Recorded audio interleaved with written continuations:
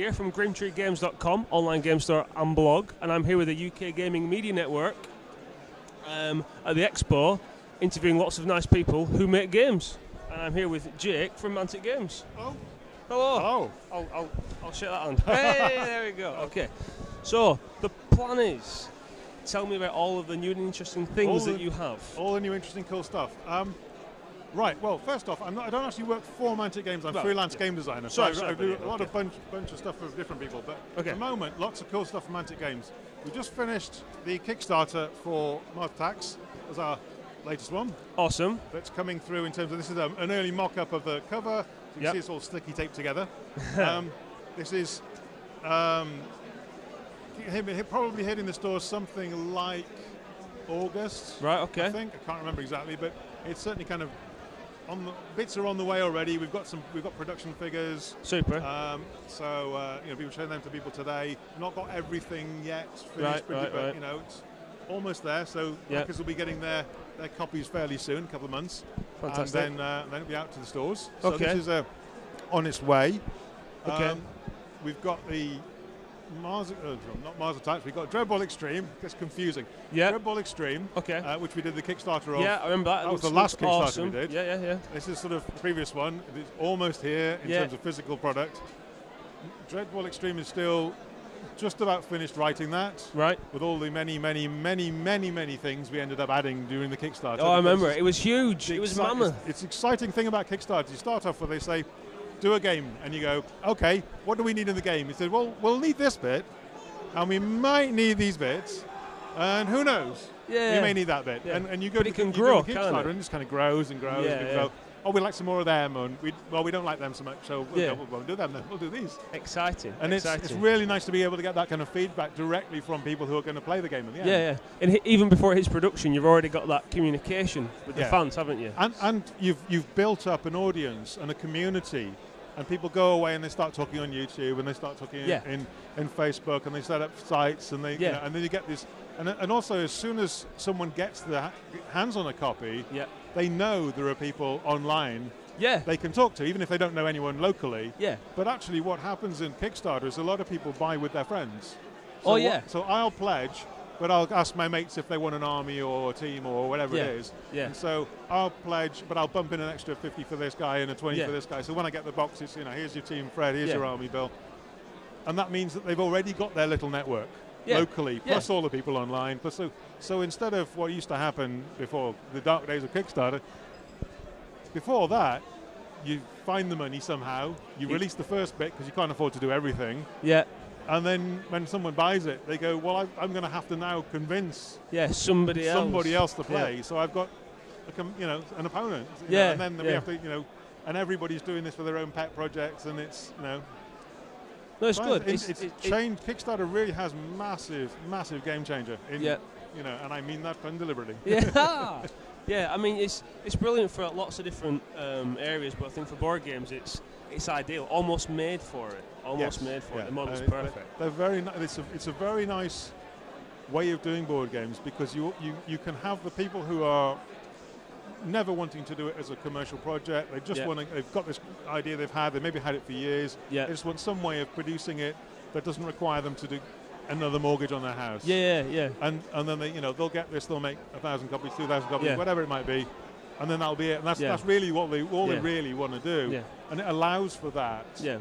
And also, without being too mean, it does also allow for the fact that if you've got an idea and maybe it wasn't ready or it doesn't come to fruition, you know at that point, well, I'm glad I didn't sink tens of thousands of pounds into it. You can go back to the drawing board and rework it. Absolutely. And for the people who are on the, trying this out for the first time, whether it's gaming or whether it's a new kind of fly fishing or whatever it might be, they can float the idea and get a genuine, real hand in pocket kind of response from the audience and the world, and say if everybody goes, no, I don't want a 3D chicken simulator, then you go, oh well, maybe I'll put that back on the drawing board. I don't know. There's the goat simulator, so I know. Yeah, and on the Mac there used to be a bad day simulator, which was so there's a big market out there for random things. For random things, but how much money will it cost to develop your random nonsense, and what will people buy? But I think it's I don't think people have really, both people setting up projects and customers. Yeah. I mean, I pledge for stuff as well as work with companies that Kickstarter stuff, so I kind of see it from both sides. Yeah. And I don't think either group on either side has really matured into a full understanding of what this means. Yeah. Because I think it changes. I think it changes a lot as it goes along. Sure, and I think we've yet to see where it goes. Yeah. The whole crowdfunding thing, whether it's Kickstarter or Indiegogo or whatever. Yeah. I think it's really quite exciting, and it's taken the power from the publishers in some ways. In some ways, yeah. They were the people that sort of like signed the checks, and if there was one thing that was they deemed to be popular, that's the only thing that they'd make. Yes. So all the other subgenres didn't get a chance, but now they do. So it's excellent.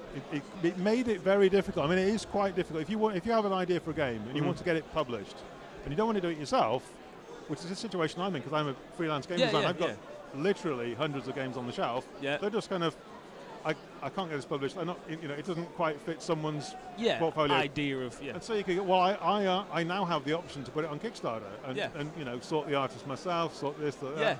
Put it on Kickstarter, get the print run, do all of that, and that's it's an option that people simply didn't have. Yeah. And it's really, I think I've pledged for some interesting little curiosities that probably would have never seen the light of day. Yeah. Which is great. Yeah, it's awesome.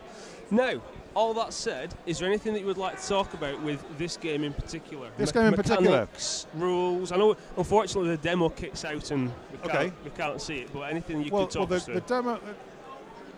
The demo at the moment, the reason why we haven't got the demo in front of you here is because it's actually being demoed in the other hall, and we've only got a few pieces for the moment. As I said, it's not quite all with us in the factory.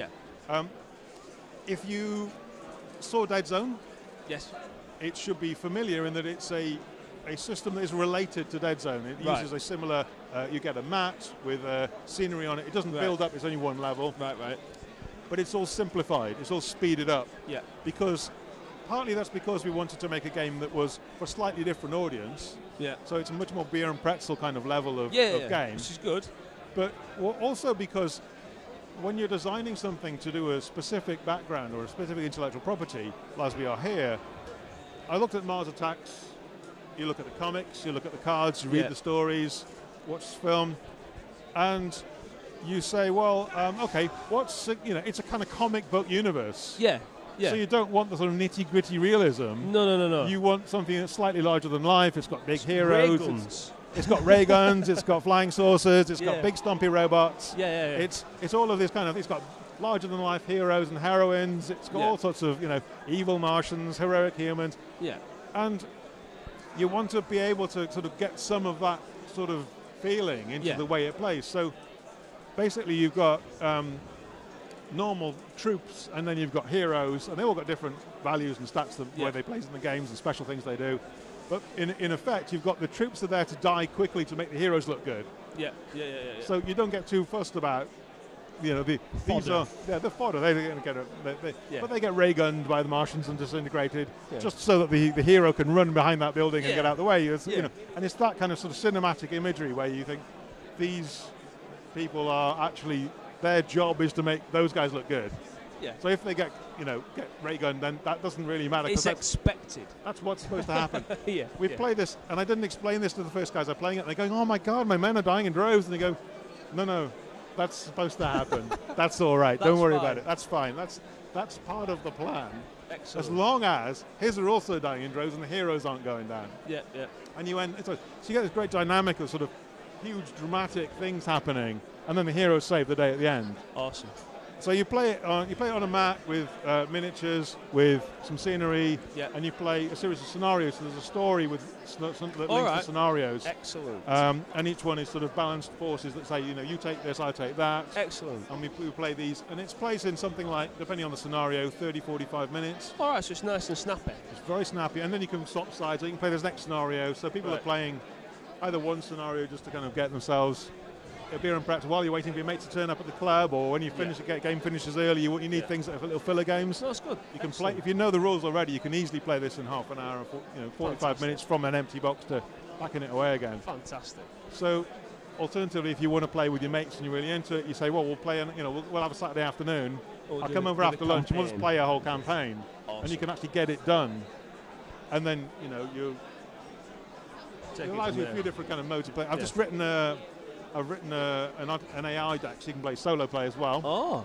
You play the humans against the evil alien menace. That's cool. So that's a deck of cards and a couple of bits of rules. So it allows you another mode of play, as it were. Excellent. Because for most games on Board Game Geek, in the forum, the top topic is there a solo variant? Yep. So now there is. There is Excellent. For this one. I just done another one for a solo variant for Deadzone as well. Seriously? Yeah. Very good. That was a little bit more complicated. And I've done stat cards for these factions, the Martians and the Human Heroes. Right. For Deadzone. Ah. So if you play the sort of beer and pretzel cartoon version and you think, I really like to play this as a serious, gritty, realistic game of Martians, you can play it with Deadzone rules. That is awesome. With these models. That's very, very cool. So that's kind of another sort of spin. And that's just a basic kind of a way of saying, you've bought the models, you've got the games, why don't you just, the one pack of cards and you can then do this with it. Yeah, bit extra. So that's another thing that that's cool. Another thing that came in on the Kickstarter. That was another bit somewhere around the Kickstarter. People were going, I want to play this in Deadzone. And then we go, we hadn't thought of that. Okay, that's a good idea. Okay, why not? Well, it'll be a deck of cards and some of my time and a few brain cells die, but that's cool. That's what we do. And that came from the community feedback. I think so. Yeah, I certainly wasn't aware of that as an original part of the plan. Yeah. But you sort of with Kickstarter, you don't know where it's going to go. Yeah. So you plan the first bit, and then you kind of carry on, and the plan becomes increasingly fuzzy. And then you just hold on because you don't know where you're going to go, where you're going to get to in this thing, and then you, as always, no plan survives contact. So as soon as it's live, people are going, we like that, we don't like that. Yeah. And you go, I was going to do lots of the first one, but actually I'll do less of that and more of the second one now. Yeah. Because you just say, well, there's no point doing stuff people don't like. That's it, yeah. No, why bother? Yeah. But of course, if you'd done this the old-fashioned way, you'd have made 30,000 of them and they'd be sitting in a garage going mildewy forever. There you go. Because you didn't realise that people don't want heroes, they want extra units or whatever it might be. Yeah. So it's very useful and it allows people to, this works from the company's point of view because it means you don't waste money. Yeah. And it works from the customer's point of view, because you get what you want. Get what you want. So it's just kind of a win-win. It's really rather cool. Excellent. Right, well, I think we have covered quite a lot there. Not everything, though. Oh, go on. One more. There's more. This is almost in the stores. There's a month or two. Okay. There's Extreme, which is almost finished being written, is in the process of making models and all of that. Yep. The next one, which I just started talking about it on my blog, which is quirkworthy.com. Okay, excellent. So on quirkworthy.com, we had a conversation. I put up some stuff, early information about this, which is the next one, with Dwarf King's Hold 4. Now, Dwarf King's Hold was a two-player dungeon bash game I did a couple of years ago, Mantic, and we did 3 boxes of it. Yeah. And it was pretty popular. We didn't have a very big print run. It was before Kickstarter. And it was one of the last things we did before Kickstarter. And so we're thinking, there was always this idea of doing a 4th version. Yeah. There'll be a different style of play. So instead of Dwarf King's Hold is you have a force of things, I have a force of things, and we play through a scenario to try and achieve whatever objectives there might be. And typically the objectives are different within a scenario. Yeah. So you've got undead, I've got dwarves. I'm trying to rescue get the ancestral hammer from the tomb, and you're trying to eat me. And so anyway, that's how they used to play. Yeah. And that's great, still works fine. But I always wanted to do the other strand, which was you've got a dungeon full of bad things, much as you have in the start, and I've got a group of heroes. Yeah. And then I can split this group of heroes, so if I've got 4 heroes, I can play it on my own. Yeah. Or I can have my 3 mates, and we all play one each against you who's got a dungeon full of pieces. Yes, yes. Now, that's Dwarf King's Hold 4 in a nutshell. So it's a dungeon bash adventure game with heroes. Yes. It's co-op in the sense that the heroes are all working together. Yeah. Against the other side. Yeah. So there's 2 sides, even though one of them's split between different number of players. Yeah. But at the same time, some of the things with co-op games where you get this situation where, because everyone's on the same side and there's no reason to compete at all, I know it really well, so I just tell you what to do.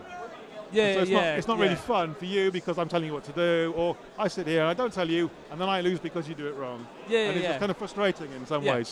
So although some people like playing like that and they play with their kids like that and so on, so that'll be a variant. Yeah. But there'll also be a way when you play. My preferred method would be, we're on the same side as heroes playing against this bad guy. Yeah.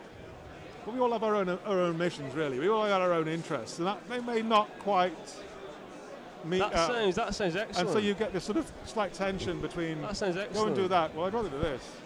Well, from a so that's late July, early August. That sounds cool because, like, from I know it's a different genre, but from a role-playing point of view, if you had to say like a dungeon crawler role-play, it's always more interesting when there's conflict between players. Yes. Because it generates.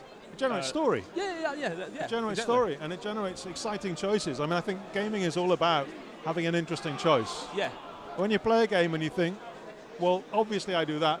Obviously, I do this. The only sensible thing would be that. Yeah, it's not really a very interesting game because you're just doing the obvious thing. Yeah. What you want is a game where you go, well, I could have any of these 4 things, but I want all of them.